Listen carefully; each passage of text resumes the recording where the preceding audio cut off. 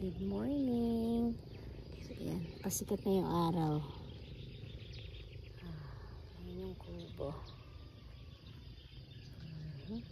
Ngayon na ang araw, oh. Ang bilis. So, ano na. 6 a.m. At nagang gumising kasi ngayon kami pipitas. Kami pipitas ng mga alaga nating talong.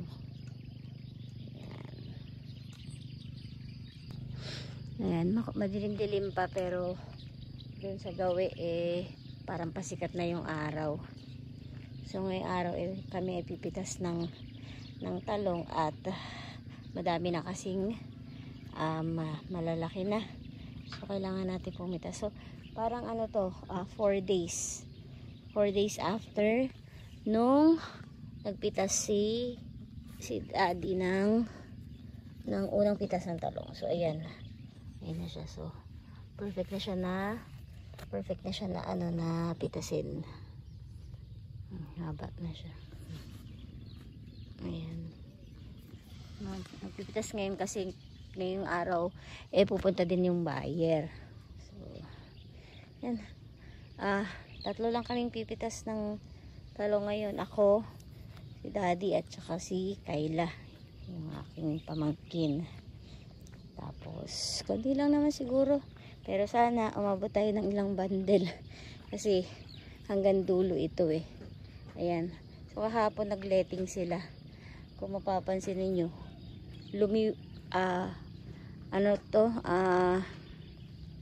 naging diretso na siya. Medyo nahawi yung mga puno.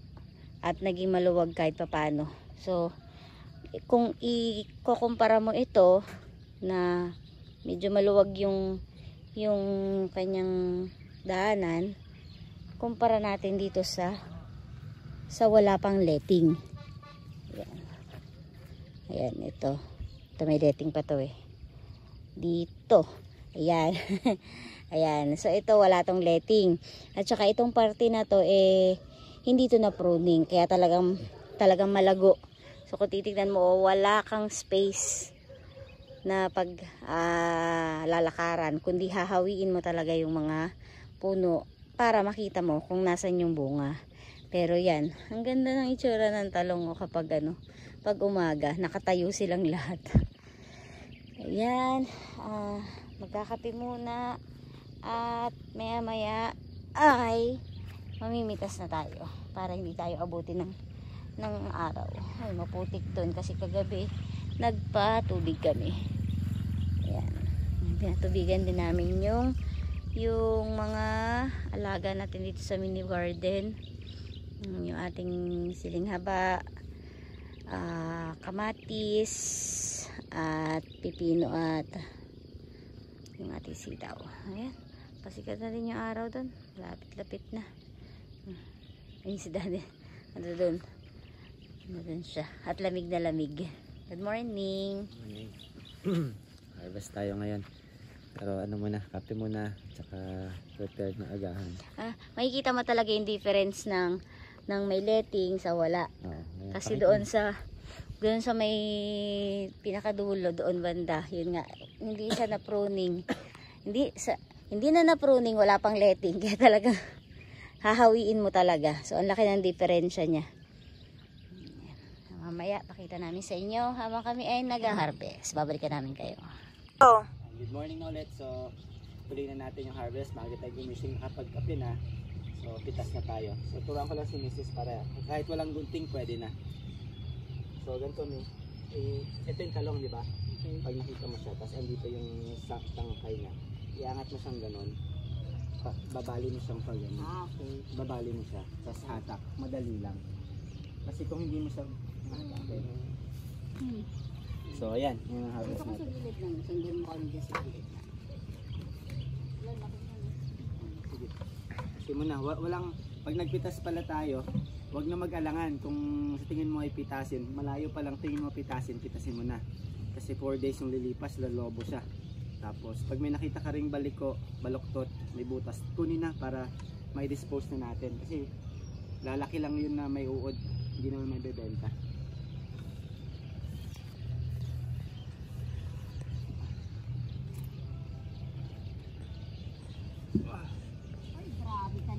ka dyan? Sino ka naman dyan? Grabe naman ito, oh. Look. Sino ka naman dyan? Ito pwede na din to? Oo. Huwag ka mag-alangan. Pag nakita mo sa tingin mo, pwede kunin mo na. Magiging good yan. Ay, naku na. Mag-iingat ka din. Bulaklak.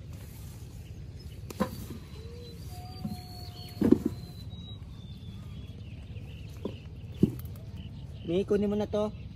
Ano? Ayun no. Oo. Mag-iingat kami, may tinik ha. Pataas kay, pataas. Huwag hindi, pataas. Yan, ganun. Very good. Ganun ang pagpitas. Ang dali lang, di ba? Ganun siya. So, walang alanganin. Ititira talaga natin maliliit.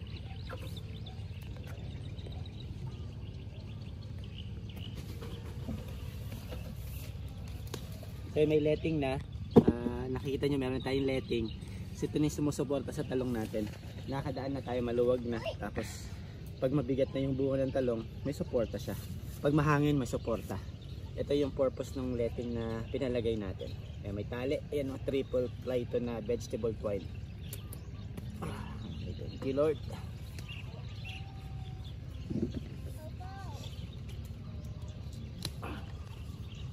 Nag-iingat din tayo dahil yung bulaklak baka madamay.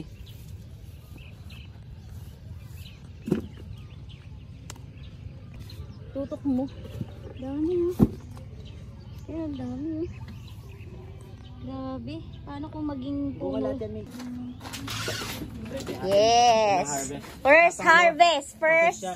This is the official Kasi to. nga, halaw yung una. Oo, Ay, halaw sorry. yung nakaraan eh. Sorry, Wow! Sorry talong. Ano ba yan? Sorry naman.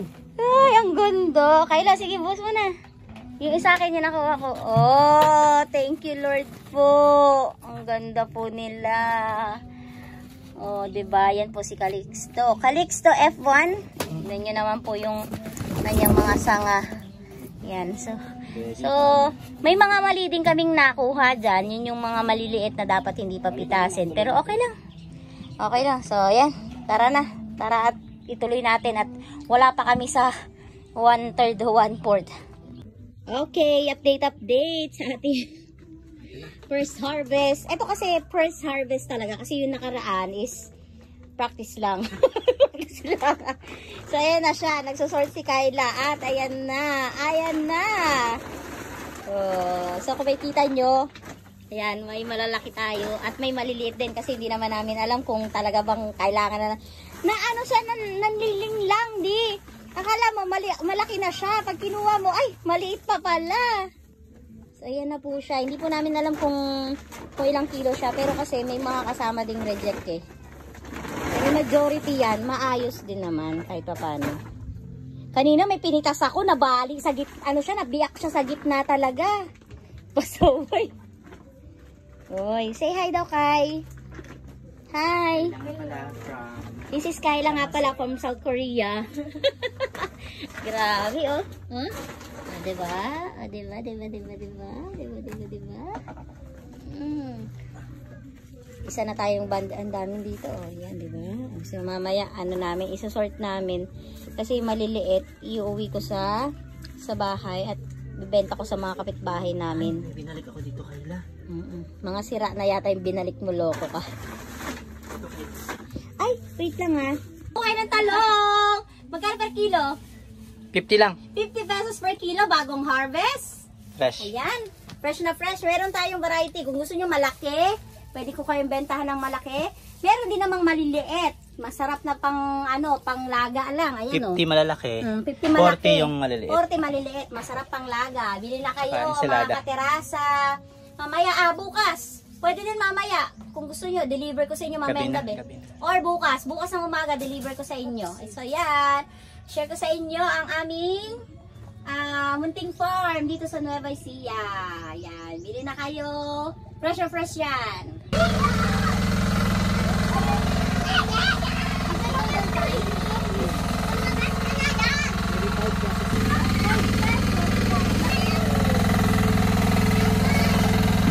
Okay, medyo maingay pero update tayo. Naglagay kami ng pansamantalang bubong dito sa labas ng kubo para dito natin nilagay yung trapal o lona at dito magsusort yung ating buyer. Maingay pasensya na kayo. So ayan na siya. Ayan ang aming napitas na talong. So ito yung official na first harvest kasi yung nakaraan dito sa Nueva Ecija tinatawag nila na halaw. So hindi natin alam kung ilang kilo na yan, pero yung mga pa-order ko sa aming subdivision ito, ayan. Ayan, nakakatuwa kasi nag-post ako sa subdivision namin. Tapos, ang daming umorder. So, naka-total of, total of 44 kilos sa subdivision namin. So, syempre ibang presyo doon. Pero, garantisado na fresh yung ibibigay natin sa mga buyer natin doon. So, ayan na po. Thank you, Lord. Thank you so much sa napakagandang bunga. Syempre medyo nangapapa kami, hindi pa kami masyadong marunong pumitas. So, pati yung maliliit na pitas namin kasi hindi naman namin pa alam. First time nga talaga. So, pero okay lang, at least matututo kami. Matututo kami sa mga experience. Sa susunod, after 4 days magpipitas na naman tayo. So, ayan. Nagpapatubig ngayon kasi para yung mga natirang bunga lumago pa siya, lumaki pa siya.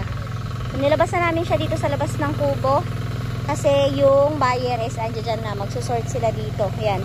Maliwalas na dito sa labas ng kubo, hindi na maaraw. So yun, shout out kay August. Si August ang tumulong para maikabit natin itong ating trapal. Yan. Galing sa bahay yan, mapagtsatsagaan pa. Ayan, nakakatuwa at may blessing na tayo galing kay Lord. Mamaya babalitaan ko kayo kung ano ang total ng kilos na harvest natin. Yan. Ayan. Sila ang ating mga buyer. Pagsusort ng ating mga talong.